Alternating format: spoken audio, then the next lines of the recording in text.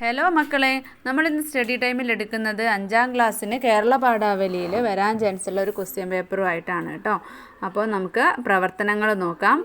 ഒന്നാമത്തെ പ്രവർത്തനം, കാശ്മീരിലെ വിശാലമായ ശുദ്ധജല തടാകമാണ് ദാൽ. ഇതിന് ചുറ്റുമാണ് ശ്രീനഗർ നഗരം സ്ഥിതി ചെയ്യുന്നത്.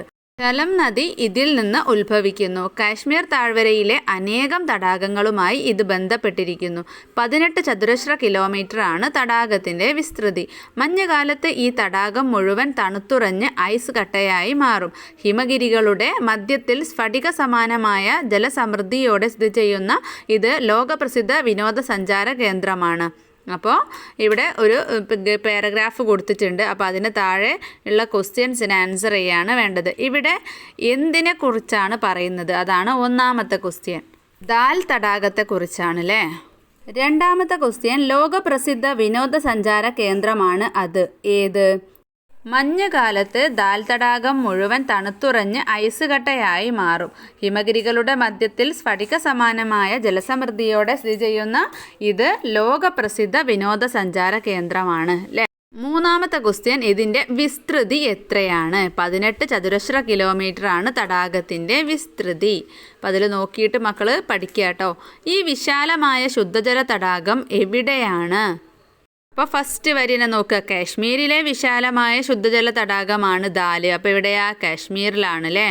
പിന്നെ 5ാമത്തെ ക്വസ്റ്റ്യൻ, ഈ കുറിപ്പിന് ഒരു ശീർഷകം നൽകുക. ശീർഷകം എന്ന് പറഞ്ഞാൽ തലക്കെട്ട് കേട്ടോ. ഒരു ഹെഡിങ് നൽകുക. എന്ത് കൊടുക്കാം? അപ്പോൾ മക്കൾക്ക് ഇഷ്ടമുള്ള ശീർഷകം കൊടുക്കുക കേട്ടോ. കാശ്മീരിലെ വിനോദസഞ്ചാര കേന്ദ്രം എന്നോ അല്ലെ കാശ്മീരിലെ സ്വർഗം എന്നോ അങ്ങനെ എന്തെങ്കിലും ഇഷ്ടമുള്ളത് കൊടുക്കാം. അടുത്ത പ്രവർത്തനം, മുണ്ടുടുക്കുന്നവൻ 2 കരം കൊണ്ടു മുണ്ടും ഞൊറിഞ്ഞു പിടിച്ചു നിന്നിടുന്നു. തണ്ടെടുത്തും കൊണ്ടു മണ്ടുന്നവനൊരു കുണ്ടിൽ മറിഞ്ഞു കിടന്നാൽ തടി പോലെ. ഈ സന്ദർഭം നിങ്ങൾ നേരിൽ കാണുന്നു എന്ന് കരുതുക. ആ കാഴ്ചയുടെ വർണ്ണന തയ്യാറാക്കൂ.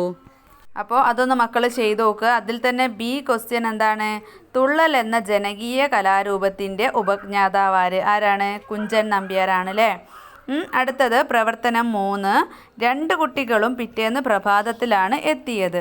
മരിച്ചു കിടക്കുന്ന കിളിയെ നോക്കി അവർ വിലപിച്ചു. ഒരു ശവക്കുഴിയുണ്ടാക്കി അത് പൂക്കൾ കൊണ്ട് അലങ്കരിച്ചു. ദുഃഖിതരായ കുട്ടികളിലെ ഒരു കുട്ടി അന്നേ ദിവസം എഴുതാനിടയുള്ള ഡയറി കുറിപ്പ് തയ്യാറാക്കുക. ഡയറി എഴുതുമ്പോൾ ആദ്യം തന്നെ ഡേറ്റും ദിവസവും എഴുതണം. എന്നിട്ട് ഇന്നലെ കളിച്ചു കൊണ്ടിരിക്കുമ്പോഴാണ് മുറ്റത്തെ മരക്കൊമ്പിൽ ഒരു കുഞ്ഞു കിളിക്കൂടിരിക്കുന്നത് കണ്ടത്. അമ്മുവാണ് അത് വാനമ്പാടിയാണെന്ന് പറഞ്ഞത്. കുറേ നേരം ഞങ്ങൾ 2 പേരും അതിനെ നോക്കി നിന്നു. അത് മനോഹരമായി പാട്ട് പാടുന്നുണ്ടായിരുന്നു. അതിൻ്റെ പാട്ടും ഭംഗിയും കണ്ടപ്പോൾ അതിനെ പിടിച്ചേക്കാമെന്ന് ഞങ്ങൾക്ക് തോന്നി. വളരെ കഷ്ടപ്പെട്ട് മരക്കൊമ്പിൽ കയറി ഞങ്ങൾ കിളിയെ പിടിച്ചു. എന്നിട്ട് അതിനെ ഞങ്ങൾ മനോഹരമായ ഒരു കൂട്ടിലടച്ചു. അവൾക്ക് കഴിക്കാനായി തൊടിയിലെ അങ്ങേ അറ്റത്തുള്ള ഒരു ഡെയ്സി ചെടിയുടെ ഏതാനും കമ്പും പൂക്കളും കൂട്ടിൽ വെച്ച് കൊടുത്തു. ആ ദിവസം ഞങ്ങൾ വിരുന്നു പോയി. അതുകൊണ്ട് കിളിയെ ശ്രദ്ധിക്കാൻ പറ്റിയില്ല. ഇന്ന് രാവിലെയാണ് ഞങ്ങൾ തിരിച്ചെത്തിയത്. വീട്ടിലേക്ക് കയറിയതും ആദ്യം തന്നെ നോക്കിയത് കിളിക്കൂടായിരുന്നു. കിളിക്കൂട്ടിലെ കാഴ്ച കണ്ട് സഹിക്കാനായില്ല. ഞങ്ങളുടെ വാനമ്പാടി കിളിക്കൂട്ടിൽ ചത്തു കിടക്കുന്നു. ഞങ്ങൾ സങ്കടം സഹിക്കാതെ കുറേ കരഞ്ഞു. കിളിയുടെ മരവിച്ച ശരീരം ഞങ്ങൾ പെട്ടിയിലാക്കി ശവക്കുഴിയിൽ ഇറക്കി വെച്ചു. ആ ശവക്കുഴി പൂക്കൾ കൊണ്ട് അലങ്കരിച്ചു. കിളിയുടെ കൂട്ടിൽ വെച്ച ഡെയ്സി പൂക്കളും കരിഞ്ഞിട്ടുണ്ടായിരുന്നു. ഡെയ്സി പൂക്കളെ ദൂരേക്ക് വലിച്ചെറിഞ്ഞു. എന്നിട്ട് സങ്കടത്തോടെ ഇനി ഒരിക്കലും ഇങ്ങനെ ചെയ്യില്ല എന്ന് ഉറപ്പിച്ച് വീട്ടിലേക്ക് പോന്നു. അടുത്ത ചോദ്യം എന്താണ്? പൂന്തോട്ടം എന്ന് അർത്ഥം വരാത്ത പദം ഏത്?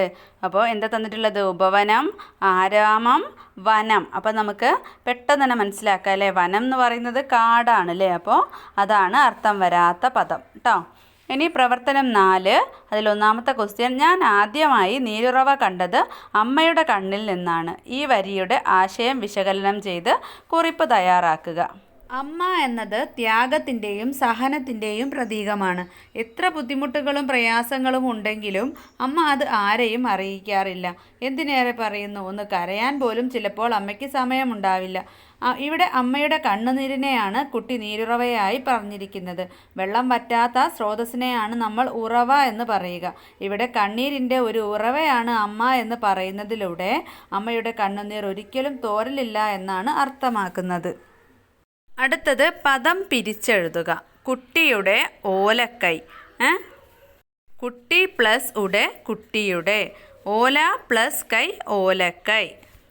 ഇനി പ്രവർത്തനം 5 ജീവചരിത്ര കുറിപ്പ് തയ്യാറാക്കാനാണ്. കവി പി കുഞ്ഞിരാമൻ നായരുടെ ജീവചരിത്ര കുറിപ്പാണ് തയ്യാറാക്കേണ്ടത്. അപ്പോൾ ഇവിടെ കുറച്ച് ഹിൻസൊക്കെ തന്നിട്ടുണ്ട്. ജനനം ഒക്ടോബർ 4, 1905 കാഞ്ഞങ്ങാട്, കേരളം, ഇന്ത്യ. മരണം മെയ് 27, 1978 തിരുവനന്തപുരം. തൊഴിൽ കവി, അധ്യാപകൻ, പത്രപ്രവർത്തകൻ. കൃതി കവിയുടെ കാൽപ്പാടുകൾ, എന്നെ തിരയുന്ന ഞാൻ, താമരത്തോണി, നിത്യകന്യകയെ തേടി. പുരസ്കാരം മദിരാശി സർക്കാർ അംഗീകാരം, കേരള സാഹിത്യ അക്കാദമി അവാർഡ്, താമരത്തോണിക്ക് സാഹിത്യ അക്കാദമി അവാർഡ്, നീലേശ്വരം രാജാവിൽ നിന്ന് ഭക്തകവി ബിരുദം. ഇങ്ങനെ ജീവചരിത്രക്കുറിപ്പ് എഴുതാൻ പറയുകയാണെങ്കിൽ സിമ്പിളായിട്ട് മക്കൾക്ക് എഴുതാട്ടോ. തന്ന കാര്യങ്ങൾ തന്നെ ഒന്ന് ശരിയാക്കി നിങ്ങളുടെ വാചകം ഒന്ന് കൂട്ടിച്ചേർത്ത് എഴുതിയാൽ മതി. 1905 ഒക്ടോബർ 4 കേരളത്തിലെ കാഞ്ഞങ്ങാട് എന്ന സ്ഥലത്താണ് പ്രശസ്ത കവി പി കുഞ്ഞിരാമൻ നായർ ജനിച്ചത്. കവി എന്നതിലുപരി അദ്ദേഹം അധ്യാപകനായും പത്രപ്രവർത്തകനായും പ്രവർത്തനം അനുഷ്ഠിച്ചിട്ടുണ്ട്. കവിയുടെ കാൽപ്പാടുകൾ, എന്നെ തിരയുന്ന ഞാൻ, താമരത്തോണി, നിത്യകന്യകയെ തേടി എന്നിവയാണ് പ്രധാന കൃതികൾ. മദിരാശി സർക്കാർ അംഗീകാരം, കേരള സാഹിത്യ അക്കാദമി അവാർഡ് തുടങ്ങിയവ ലഭിച്ചിട്ടുണ്ട്. അദ്ദേഹത്തിൻ്റെ താമരത്തോണി എന്ന കൃതിക്ക് സാഹിത്യ അക്കാദമി അവാർഡ് ലഭിച്ചിട്ടുണ്ട്. കൂടാതെ നീലേശ്വരം രാജാവിൽ നിന്ന് ഭക്തകവി ബിരുദവും നേടി. 1978 മെയ് 27 തിരുവനന്തപുരത്ത് വെച്ചായിരുന്നു മരണം. അടുത്തത് പ്രവർത്തനം 6 എല്ലാ ജീവികളും ഭൂമിയുടെ അവകാശികളാണ് എന്ന ബഷീറിൻ്റെ കാഴ്ചപ്പാട് നീർനാഗം എന്ന കഥയിലും കാണാം. കഥ വിലയിരുത്തി കുറിപ്പ് തയ്യാറാക്കുക. പ്രകൃതിയെ ഒരുപാട് സ്നേഹിച്ച എഴുത്തുകാരനായിരുന്നു വൈക്കം മുഹമ്മദ് ബഷീർ. അദ്ദേഹത്തിൻ്റെ അതിമനോഹരമായ ഒരു കഥയാണ് നീർനാഗം. പ്രകൃതിയെ സ്നേഹിക്കുന്ന പല കഥാപാത്രങ്ങളെയും നമുക്കതിൽ കാണാം.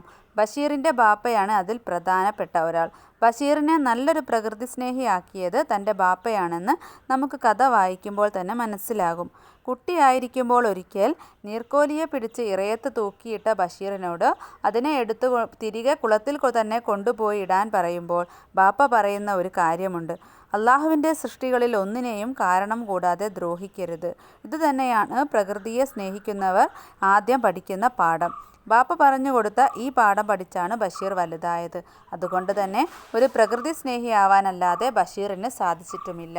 അടുത്ത ചോദ്യം, എല്ലാറ്റിനും എടുപിടിയെന്ന് ഉത്തരം പറഞ്ഞു. എടുപിടിയെന്ന് എന്ന പ്രയോഗത്തിൻ്റെ അർത്ഥം എന്ത്? പെട്ടെന്ന് എന്നാണ് കേട്ടോ അർത്ഥം. അടുത്ത ചോദ്യം, മുറ്റത്തുണ്ടൊരു പോലീസ് കള്ളവും തേടി നടക്കുന്നു. ഈ കടങ്കഥയ്ക്ക് ഉത്തരം എഴുതുക. ഉത്തരം കോഴിയാണ് കേട്ടോ. അപ്പോൾ ഇത്രയും ക്വസ്റ്റ്യൻസാണ് ഈ ഒരു ക്വസ്റ്റ്യൻ പേപ്പറിലുള്ളത്.